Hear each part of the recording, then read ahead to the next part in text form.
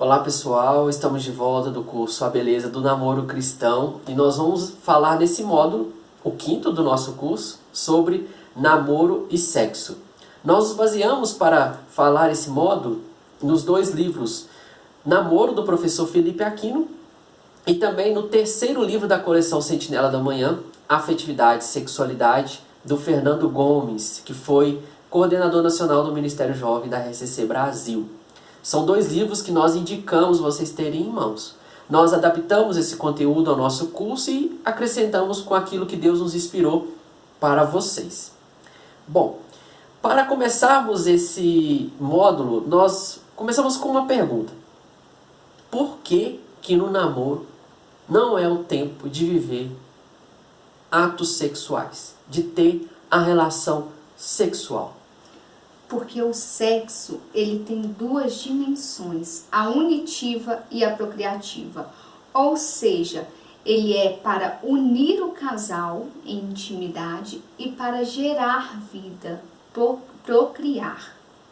A dualidade dos sexos é querida por Deus, é um belo desígnio de Deus, para que o homem e a mulher formem juntos a imagem de Deus. Isso é uma frase de São Paulo VI. Diante disso, juntando o homem com uma mulher, com as suas características, com as suas belezas e diferenças, o projeto de Deus é que na união deles reflitam a imagem do próprio Deus, que é amor, que é unidade, que é comunhão.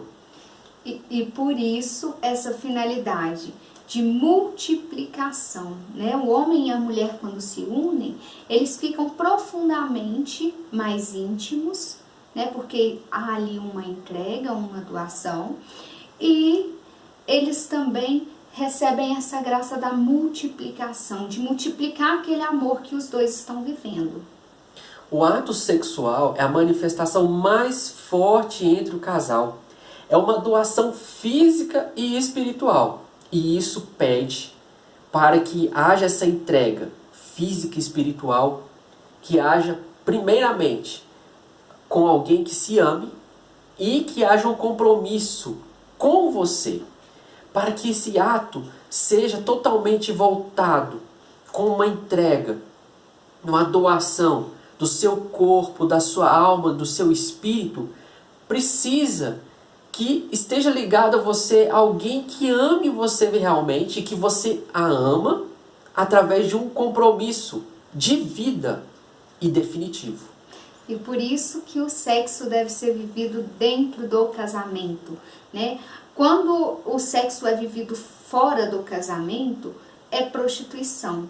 Porque ali dentro do matrimônio, o sexo ela tem essa finalidade de amar e de ser amor, né, de viver esse amor.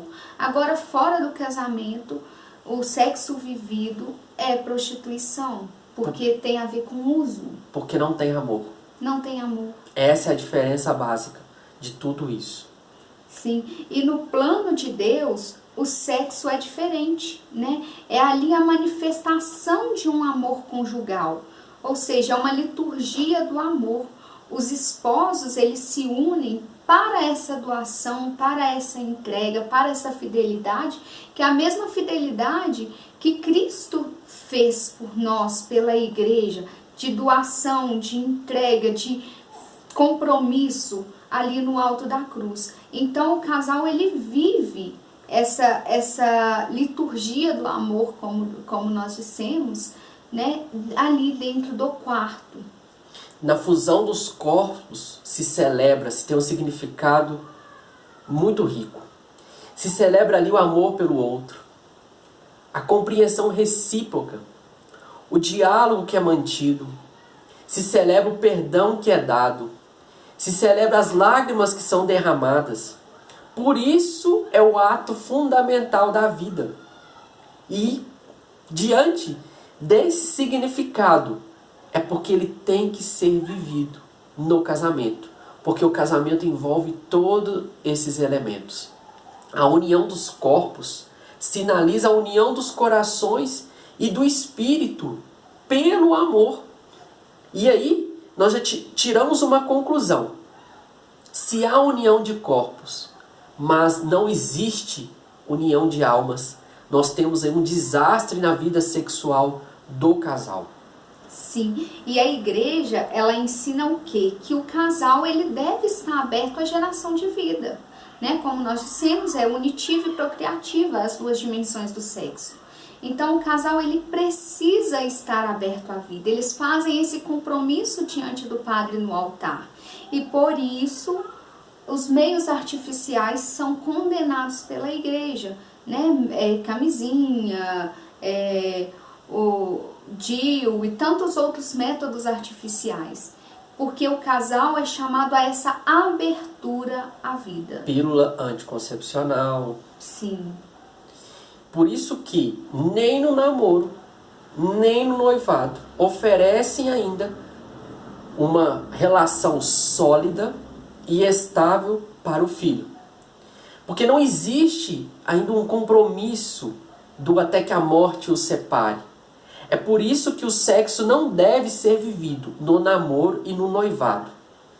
Ao contrário da que se vê nos dias de hoje, em muitas situações, o corpo é o último que deveria ser entregue, depois da alma e dos corações. Porque ali já existe um compromisso feito por uma aliança que é definitiva. Por isso que é importante ter bem claro que o corpo deve ser o último a ser entregue no relacionamento. E isso só deve acontecer no casamento, no matrimônio. O sexo é belo e puro quando é vivido segundo o plano de Deus. Porque todos nós viemos por Ele. O que deturpa o sexo, o que destrói o sexo, é o seu uso antes e fora do casamento. Isso não é legal, não faz bem, queima etapas. E nós não queremos queimar etapas. Nós queremos viver dentro do plano de Deus. Na palavra de Deus, na carta de São Paulo aos Coríntios, no capítulo 7, versículo 4, vai dizer assim o texto: a mulher não pode dispor do corpo do homem, porque ele pertence a ela. E ao mesmo tempo, o homem não pode dispor do corpo da mulher, ela pertence ao seu marido. Aí nós já vemos o plano de Deus para o sexo, dentro do casamento, dentro do matrimônio. As consequências do sexo vivido fora do casamento são terríveis, né? Porque ali pode acontecer gravidez indesejada, ali pode acontecer separação, né? E aí os filhos são criados por avós e tantas outras coisas, né? Como as doenças sexualmente transmissíveis e por aí vai. Então, as consequências para esse momento tão especial, vivido na hora errada, são terríveis. Principalmente para a vida de cada um, né? Quanto do homem, quanto da mulher. Uma das consequências muito negativas são as gravidezes indesejadas. E com isso, muitas meninas têm a tentação de querer abortar, de querer matar essa criança, porque é um assassinato, é um crime. E fazem essa relação, têm essa relação simplesmente pelo prazer. É o prazer pelo prazer. E quem é penalizado, quem é penalizada é uma criança. Elimina-se. E é um ser, é uma vida. É uma alma. Né? E o namoro é esse tempo de começar a edificar para o casamento. Né? O matrimônio ali vai receber duas pessoas que se decidiram uma pela outra. Duas pessoas que se decidiram viver a doação, a entrega, o compromisso, a fidelidade e a geração também da vida. Então, por isso, o período de namoro é tão importante para edificar o casal para o casamento. E para que possamos viver bem esse período de namoro, nós temos uma virtude que é muito bela, uma virtude que hoje é desvalorizada, desprezada por muitos, inclusive por cristãos, por católicos, infelizmente. E nós queremos aqui reabilitar essa virtude, nós queremos aqui demonstrar todo o valor dela, o quanto que ela é importante, que edifica, que constrói e que traz muitos benefícios, que é a virtude da castidade. É uma virtude realmente que deve ser vivida com intensidade. E com isso vai se gerar um ambiente naquele casal de namoro, uma preparação mais sólida, mais segura para o casamento. Nós não podemos supervalorizar a castidade, porque nós podemos cair no risco do puritanismo. Mas, ao mesmo tempo, nós não podemos desprezar essa virtude, porque podemos cair no relativismo. E a castidade, a virtude da castidade, é o que nos aproxima, é o que guarda o verdadeiro amor, o amor autêntico. Por isso que nós temos que viver o equilíbrio. Sim, e a castidade, ela não é a desvalorização do corpo, não é a desvalorização nem desprezo do sexo, nem negação, nem repressão, nem castração, né? nem é o fechamento aos desejos sexuais. Pelo contrário, né? A castidade, ela guarda o casal. Então, castidade não tem nada a ver de ser para padre, de ser para freira. Não, a castidade, ela é a guardiã do amor autêntico. A castidade é um grande sim à vida.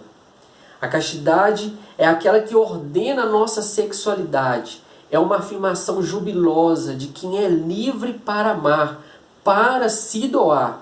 Ela precisa ser entendida como uma canalização das nossas energias sexuais, de nossa capacidade de amar. Assim como o rio tem seu trajeto, tem a sua condução, e ele é canalizado e direcionado para o seu fim. A virtude da castidade também precisa ser canalizada.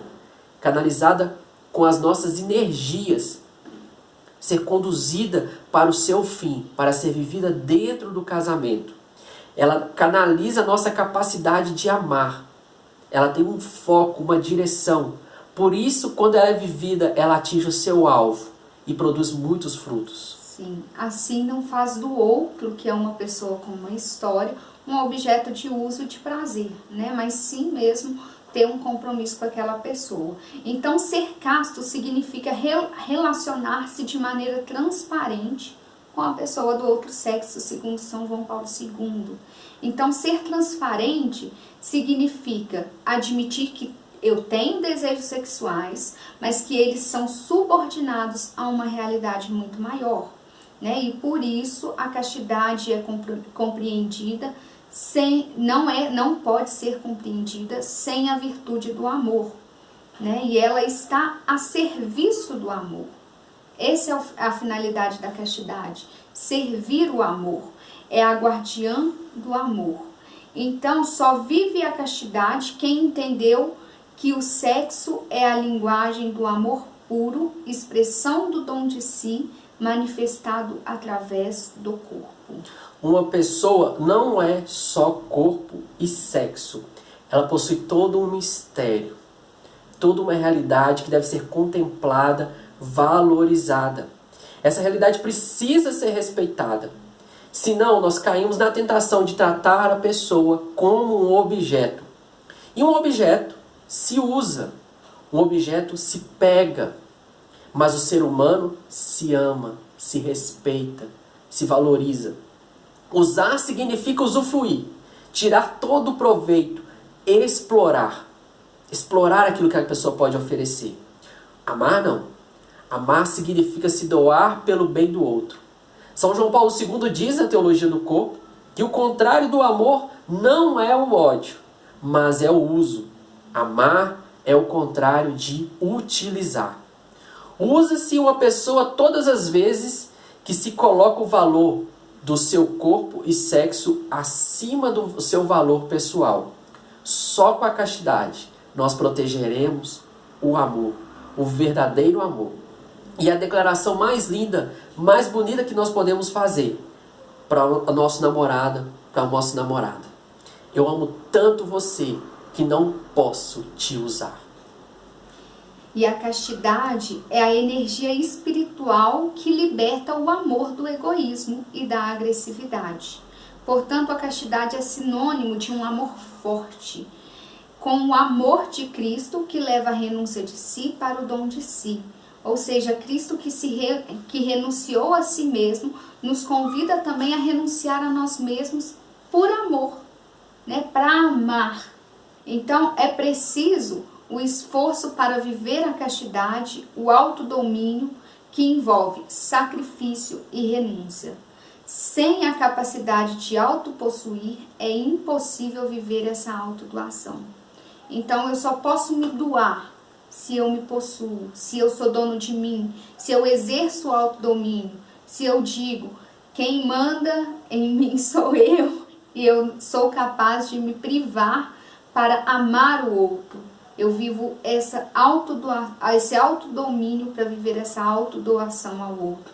Então, sem a capacidade de viver essa autodoação, a castidade necessariamente comporta uma aprendizagem do domínio de si. Então, nós somos ensinados pela castidade a dominar os nossos desejos, os nossos instintos, que muitas das vezes vêm com muito egoísmo. Como eu faço para viver a castidade no meu namoro, no meu noivado e na minha vida, se eu estou solteiro? Como eu faço para viver? Nós vamos listar aqui algumas coisas práticas que eu tenho certeza que vão gerar muito resultado na tua vida, principalmente no seu relacionamento. Lembrando que a castidade é uma escolha que precisa ser positiva e consciente. Daí o casal precisa realmente conversar sobre isso e combinar. Fazer um propósito de ambos juntos. Nós vamos viver a castidade e um ajudar o outro para chegar ao seu objetivo, para conseguir viver e a partir daí tirar proveito de tudo isso.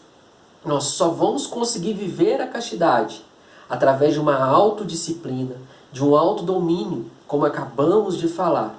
Porque sem viver isso, ninguém é livre para amar. Eu só posso me doar, eu só posso me lançar o amor a partir do momento que eu me possuo. Isso é fundamental. Esse domínio de si envolve evitar ocasiões de provocação e incentivo ao pecado. Nós queremos aqui agradar a Deus. E uma das coisas que agradamos a Deus é evitar o pecado. Como saber superar os impulsos instintivos da nossa própria natureza, da nossa tendência ao pecado. Então, nós temos que buscar superar as nossas inclinações, as nossas fraquezas. E aí é importante o autoconhecimento. Sim, e esses conselhos práticos, né? O primeiro que nós colocamos é: peça a Deus essa graça, peça a Deus essa virtude de ser casto, peça a Deus essa virtude para você ter autodomínio, para você aprender a se doar. Então, peça essa graça a Deus. A segunda é: conheça sobre a verdade do amor e a sexualidade. Né? Conheça ali esse mistério que a doutrina nos ensina, que a igreja nos ensina. Né? Não é uma privação, eu não posso fazer porque é pecado. Não, existe todo um belo por trás, né? Porque existe o projeto original de Deus. Então, conheça sobre a verdade do amor e a sexualidade. Fuja das ocasiões, não tenhas a covardia de ser valente e foge, diz São José Maria Escrivá. Né? Então, afastar-se do perigo é ser prudente, né? Ou seja, locais isolados, né? Onde vocês ficam propícios a estar mais juntos, né? Namorar no carro, permanecer em ambientes promíscuos, né? Com sensualidade, ver programas, né? Programas eróticos. E, então, são situações que nos ajudam a ter esse domínio. Uma coisa que vai fortalecer vocês a viver a castidade é mortificar a carne, a natureza. E aí a Santa Igreja nos dá uma ferramenta, vamos dizer assim, uma arma muito importante, que são os jejuns e as penitências. É necessário nós vencermos a gula para vencer os apetites sexuais. A Santa Igreja nos ensina ao longo de toda a sua tradição, da sua história, que aqueles que caem no pecado da gula têm mais chances, são mais propícios a não conseguirem dominar os seus apetites sexuais. Isso é fato. Aqueles que não têm o autodomínio, o controle do seu comer, do seu olhar, que não conseguem colocar limites nos seus apetites, não conseguirá colocar limites nas suas vontades sexuais. E o jejum e a penitência têm essa capacidade de colocar limite, de nos purificar, de nos fortalecer na nossa vontade. Salmo 50 vai dizer assim na oração de Davi após cair no pecado de Betsabé, da prostituição: criai em mim um coração puro, dai-me de novo um espírito decidido.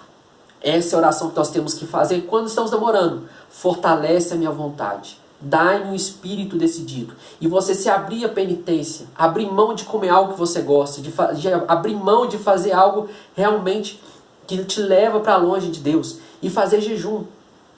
Sentir fome mesmo, para que a sua vontade seja fortalecida, aliada à graça de Deus. É importante você equilibrar o seu sono, ter uma qualidade no seu sono, porque isso é uma disciplina ligada à castidade. Se você tem uma boa noite de sono, o seu corpo começa a funcionar bem. Aliado a isso, o trabalho nos edifica, nos fortalece, nos leva a gastar energia. Evitar o ócio, evitar a cabeça vazia, praticar esportes, ter uma prática saudável de esportes, leva a gastarmos a nossa energia para que possamos direcionar bem, lembre, de canalizar a nossa energia para coisas boas. E isso ajuda a viver a virtude da castidade. Outro ponto importante, guardar os nossos sentidos, o nosso olhar, o nosso falar, o nosso ouvir de coisas realmente que não vão acrescentar. Guardar a nossa visão de programas de TV, de revistas, celular, de internet, daquilo que exalta o corpo e nos leva a alimentar desejos sexuais, programas eróticos, músicas que exaltam o prazer, o sexo, o corpo, principalmente o sexo feminino, que é trabalhado, é usado como objeto. Educar o nosso contato físico com o namorado, a namorada, a moderação nos beijos, nos abraços, nos toques. É preciso sermos discretos para que não cresça em nós o fogo, não cresça em nós o desejo, o apetite sexual, porque nós somos homens e mulheres dotados de sentido, sensíveis ao toque. Por isso é preciso escolher o que vemos e ouvimos, para não transformar nosso interior em uma lata de lixo. Não seja uma lata de lixo. Filtre aquilo que você vê. Filtre aquilo que você ouve pelo bem do teu namoro, pela tua salvação, para agradar a Deus. E aí nós entramos num ponto muito importante. O uso adequado da internet. Tenha moderação no uso das suas redes sociais. Verifique quem você segue, o que você ouve. Quem está ali falando por trás da sua tela. Para que você possa fazer uma ótima escolha e caminhar bem para viver a castidade. Por isso, essa questão do ver, do ouvir e do falar, discrição. Existem também duas virtudes, que é o pudor e a modéstia. Pudor e modéstia no agir, no falar, no vestir, que traz respeito para o próprio corpo e para a dignidade dos outros. Essas duas virtudes protegem o mistério e a intimidade da pessoa, ou seja, leva a guardar o que deve ficar escondido, que não deve ficar à mostra como se fosse um objeto, como se fosse algo descartável, mas que principalmente deve ser ali guardado porque é sagrado, porque é um dom, porque é um presente. Então é importante também que o casal ele tenha ciência de não ir muito longe em confidências íntimas, porque essas confidências podem aguçar os desejos sexuais, que é para ser vivido no momento certo. Então, se segurar diante da curiosidade, ser discreto é importante para a vivência desse período de namoro e para viver a castidade. Tenha também pudor e modéstia no vestir, que mostra consciência de que existem partes do nosso corpo que naturalmente chamam mais atenção do sexo oposto. O homem, por vezes, ele é mais visual, então ele é atraído pela visão, ele é atraído por aquilo que chama atenção, que os olhos veem. Então, mulheres, segue aí algumas dicas, evitem de exibir costas nuas, barrigas, coxas, decotes, partes do seio, ou de usar roupas que marquem muito o seu corpo. Isso ajuda a resguardar a sua dignidade e orienta o olhar masculino para além do seu corpo. isto é, para a sua pessoa, por aquilo que você traz, né? Que não é só o seu corpo, mas sim os seus sentimentos, quem você é, as suas qualidades. Então, vestir-se adequadamente está dentro de uma arquitetura que envolve outras virtudes, e é bom evitar os extremos, pois a pureza é um todo de corpo e alma. Amados, diante disso, nós encerramos por aqui o módulo 5, namoro e sexo. Espero que muitas coisas, muitas dúvidas tenham clareado diante daquilo que conversamos com vocês. Nós sabemos que o tema não se esgota, é importante aprofundar, buscar. Nós estamos à disposição para ajudar no que for preciso. Nos vemos no próximo módulo. Muito obrigado. Deus abençoe.